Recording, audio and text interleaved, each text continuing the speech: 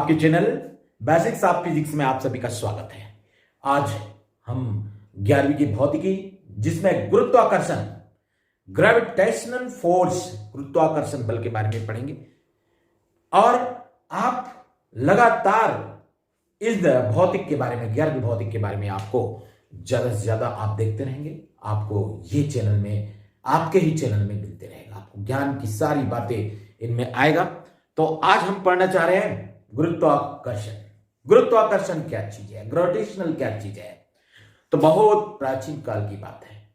आपके आसपास दैनिक जीवन में कई प्रकार की घटनाएं घटित होती रहती हैं, जैसे पानी का गिरना। बहुत सारी बातें आपके बीच में होती रहती है और आपको पता नहीं चलता इसका कारण क्या है। आपने देखे होंगे कि प्रत्येक चीज आप ऊपर की ओर फेंकते हो, पृथ्वी की ओर ही आकर गिरता है। वजह क्या है?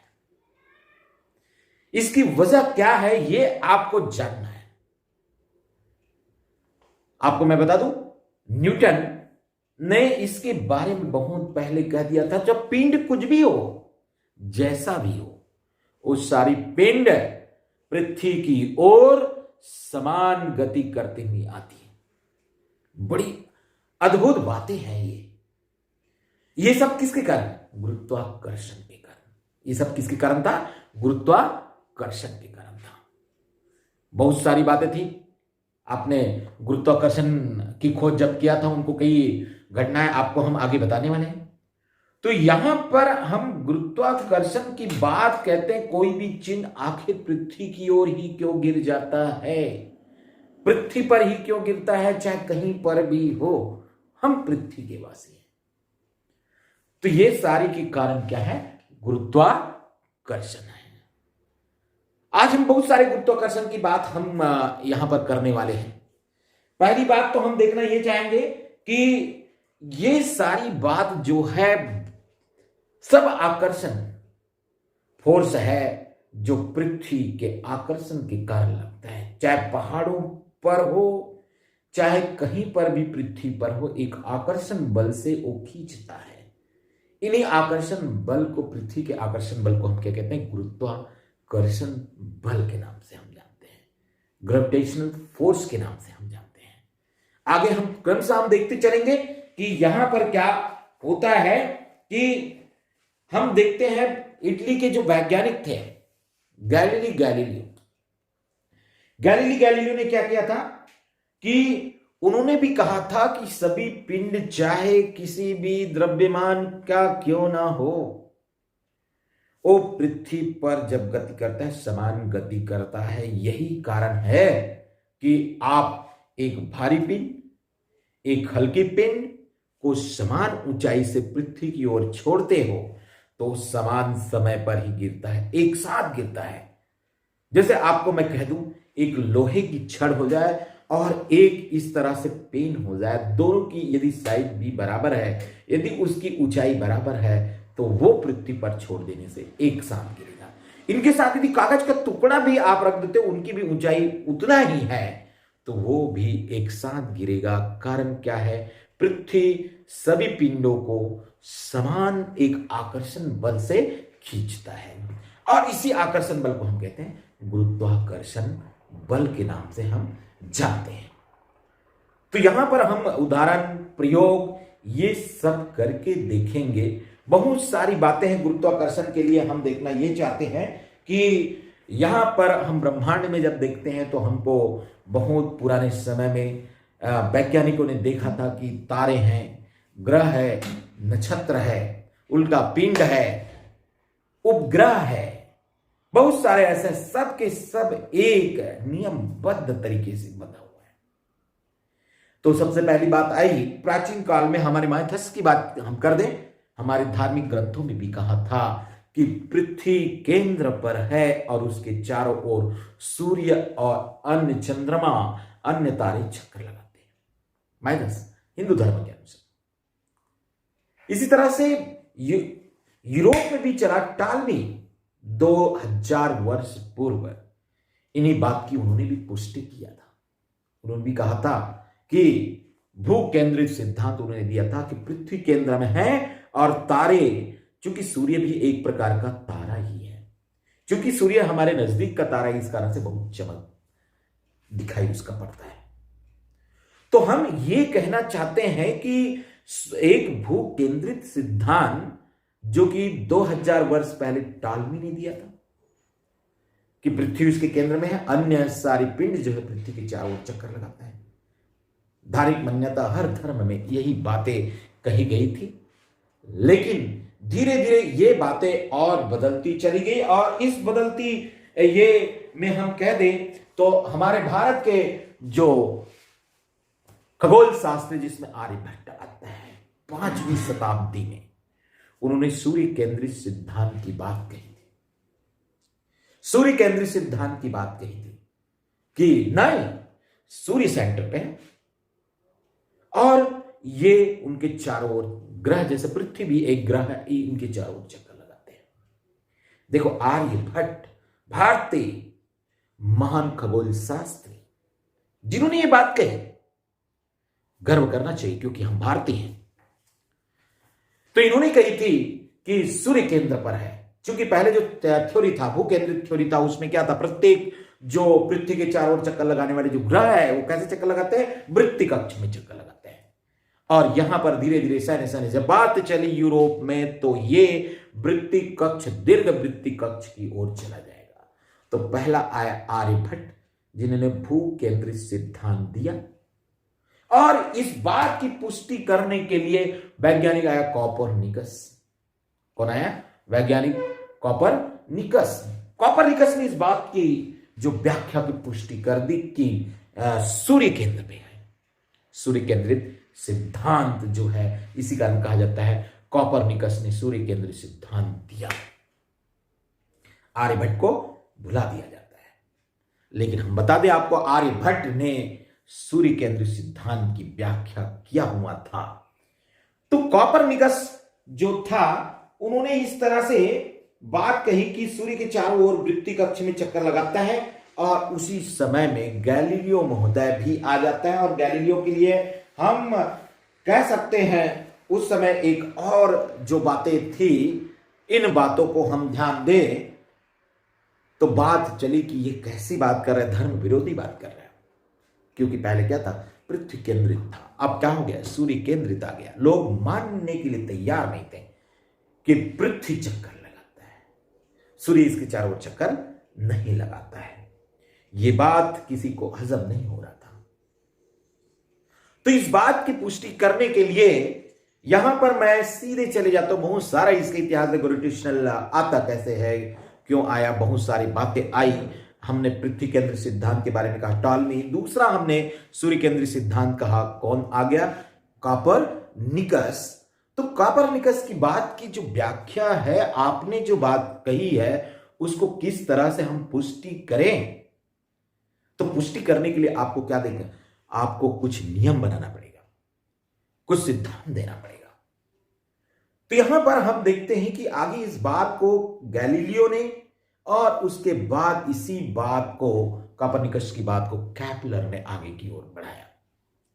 और केपलर महोदय जब भी आए तो केपलर ने क्या कहा, उन्होंने 3 नियम का प्रतिपादन किया।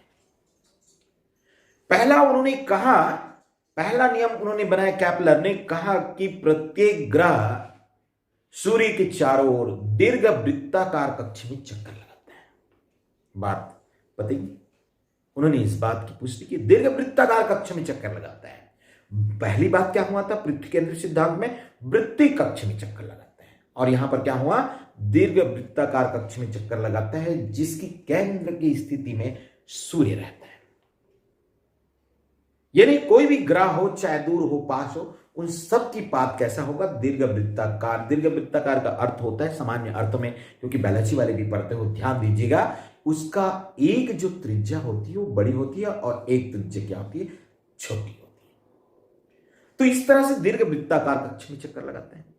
दूसरी बात उन्होंने कहा कि प्रत्येक ग्रह की क्षेत्रीय चाल नियत होती है, रेडियल वेलोसिटी इज कांस्टेंट प्रत्येक ग्रह का। अर्थात क्या हुआ, जो ग्रह दूर में है वो धीरे धीरे घूमेगा, क्योंकि उसके द्वारा बना क्षेत्रफल जो हो और पास में जो ग्रह है वो जल्दी चलेगा, जिसके कारण उसके द्वारा बना क्षेत्रफल दोनों बराबर होना चाहिए। इसी को कहते हैं कि प्रत्येक ग्रह का क्षेत्रीय चाल क्या होती है, नियत होती है। उन्होंने तीसरा नियम टाइम समय काल का दिया। उन्होंने कहा, कैपलर महोदय ने यह कहा कि प्रत्येक ग्रह का आवर्त काल उस ग्रह और सूर्य के बीच की दूरी के त्रिघात के वर्ग के अनुत्क्रमानुपाती होती है। इसको इस तरह से हम कह सकते हैं, प्रत्येक ग्रह का आवर्त काल का वर्ग ग्रह और सूर्य के बीच की दूरी के त्रिघात के अनुत्क्रमानुपाती होती है। यानी अर्थ हो ये हुआ, जिसकी दूरी ज्यादा होगी उसका आवर्त काल, एक चक्कर लगाने का समय भी ज्यादा होगा, और जो ग्रह सूर्य के नजदीक होंगे उसका आवर्त काल भी उतना ही कम होगा। बड़ी बातें उन्होंने प्रयोग के द्वारा प्रूव कर दिया कैपलर की। जो इस नियम जो बना वो कोपरनिकस की बात की 100% की पुष्टि कर दी कि अब जो पुराना जो नियम है, भू केंद्रित नियम है, वो पूरी तरह से क्या है, गलत है। सूर्य केंद्रित सिद्धांत के अनुसार ही गुरुत्वाकर्षण लागू होता है, ये बात उन्होंने कह दी। तो आगे मैं आपको इसी कैपलर के नियम को पूरी तरह से हम व्याख्या करते हैं, क्योंकि कैपलर का नियम एग्जाम में पूछा जाता है। हम कैपलर का नियम, मैंने यहां पर कैपलर के नियम पढ़ाने के पहले आपको और कह दूं कि हमारा पृथ्वी से सूर्य की दूरी क्या होगी। तो यहां पर पृथ्वी से सूर्य की दूरी होती है 15 करोड़ किलोमीटर की होती है। तो कई प्रश्न आता है कि सूर्य से पृथ्वी तक प्रकाश को पहुंचने में कितना समय लगता है। तो यहां पर आपको याद होनी चाहिए बच्चों, 8 मिनट 20 सेकंड का समय लेता है। आपको कुछ बातें जाननी जरूरी है। आपको ज्ञान की बातें में ये भी है कि आपके पास उपग्रह है, उपग्रह हम किसे कहेंगे, ग्रह किसे कहेंगे, तारे क्या हैं। तो ये सारी बात, कुछ बेसिक बातें आपको इस ग्रेविटेशनल में आपको जानना जरूरी है। तो यहां पर मैं आपको कह दूं, तारे हम किसे कहें। तो तारे हम उसे कहेंगे जिसके स्वयं का प्रकाश होता है। स्वयं का प्रकाश होना, जैसे सूर्य में आपकी संलयन की घटना घटित होती है और वहां पर स्वयं का उसका प्रकाश हो जाता है, तो उसे हम क्या कहते हैं, तारे कहते हैं। तो हम कहेंगे तारों के बाद आता है ग्रह क्या है।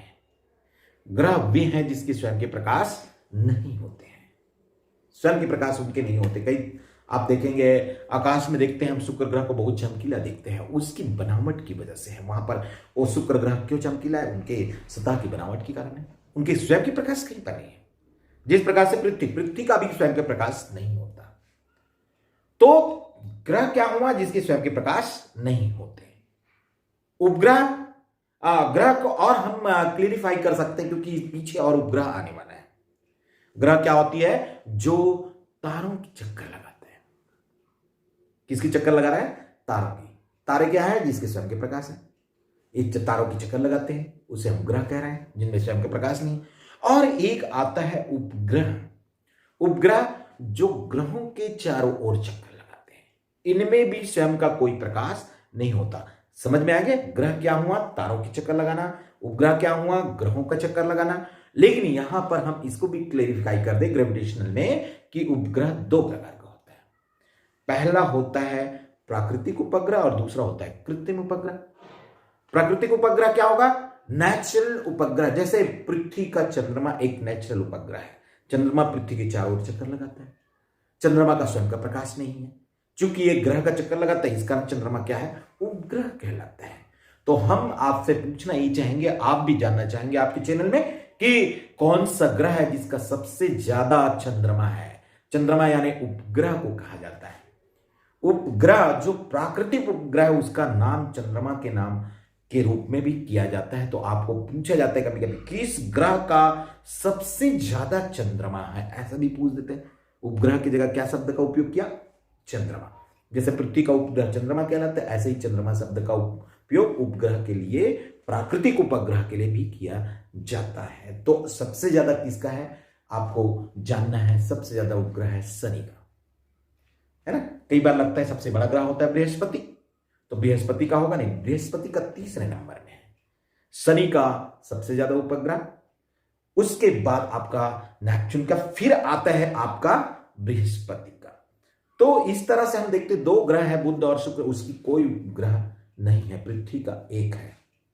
इसी तरह से प्लूटो ग्रह की श्रेणी से हटा गया है, क्योंकि पहले 9 ग्रह थे, अब 8 ग्रह है। इनको भी आपको जानना है। प्लूटो का भी एक उपग्रह था, है ना।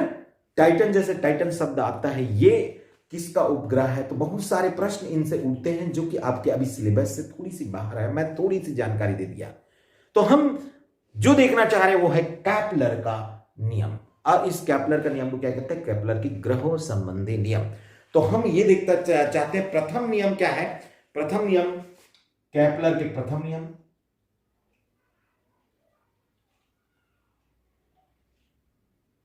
कक्षा संबंधी नियम।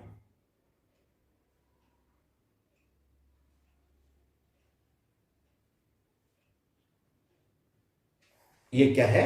इसको हम कहते हैं कक्षाओं का नियम। तो यहां पर कह सकते हैं प्रत्येक ग्रह सूर्य के चारों ओर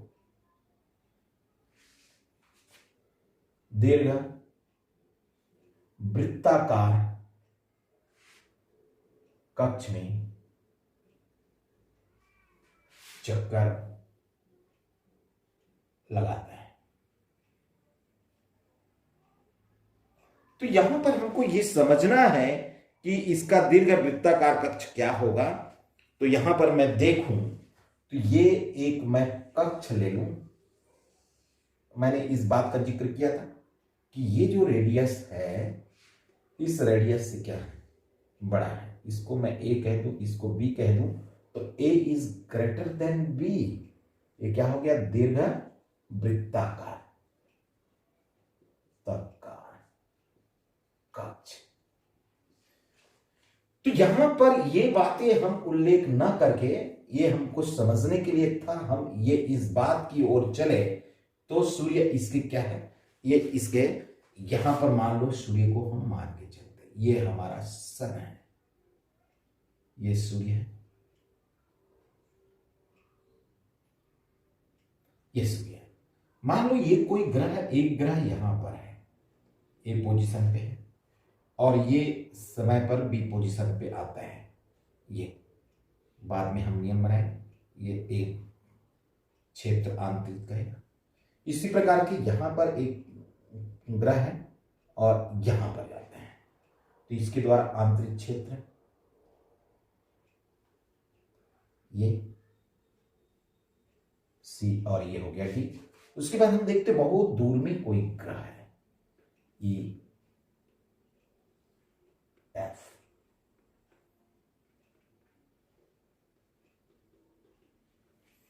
तो ये ग्रह है, यहां पर ये अलग अलग ग्रह हैं, यहां पर, यहां से यहां तक जाता है। ये कक्ष है, दीर्घ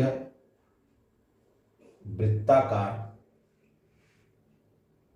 कक्ष। ये दीर्घ वृत्ताकार कक्ष में सभी के सभी क्या कर रहे हैं? चक्कर लगा रहे हैं। तो पहला नियम हमारा यही हुआ कि प्रत्येक ग्रह जो है, नियम दूसरा क्या कहता है?